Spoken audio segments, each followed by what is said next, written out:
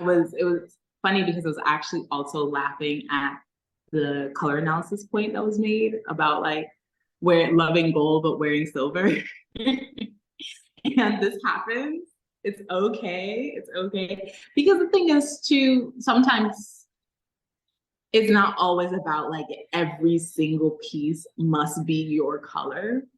It's less about what color looks good on you and much more about what shade of color you should be choosing.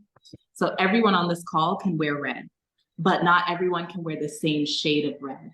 So it's like training your eye to see the shade is really where like all of that comes in. But the actual color analysis is understanding undertone and overtone. So like all of us have like some version of an overtone, you know, like your skin color, what people would see, like say like, oh, you're a brown woman, or oh, you know, but then there's the undertone, which is like, because there are actual layers in your skin, that is the way that those are colored to bring out the pigment of your skin. So what we're paying attention to is the warmth and the coolness of the undertone. And this is how I do it inside of Style Discovery as well, because we do full-on color analysis, body analysis, all of that.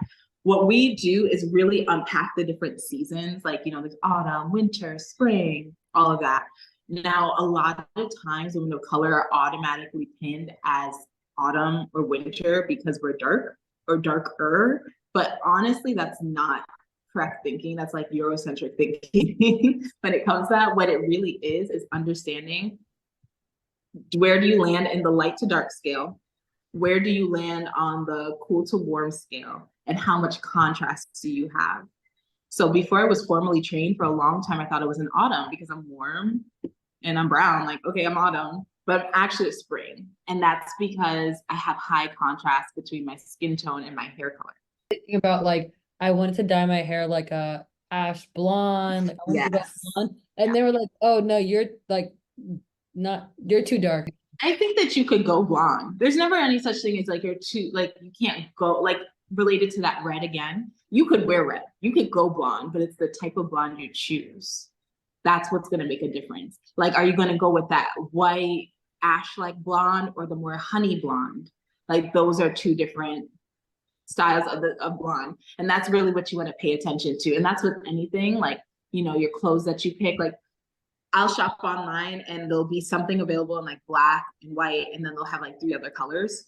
And say if I want to choose a color, I'll just say, okay, which colors are on the bright, warm scale? Because I am bright and warm, which is what makes me a spring. So anytime I look for color, I'm looking for colors that are bright and warm. And it doesn't have to be like, technically burgundy isn't the brightest color. Like it's okay if not every color is in your palette, but if I'm choosing something, I'm gonna go for something bright.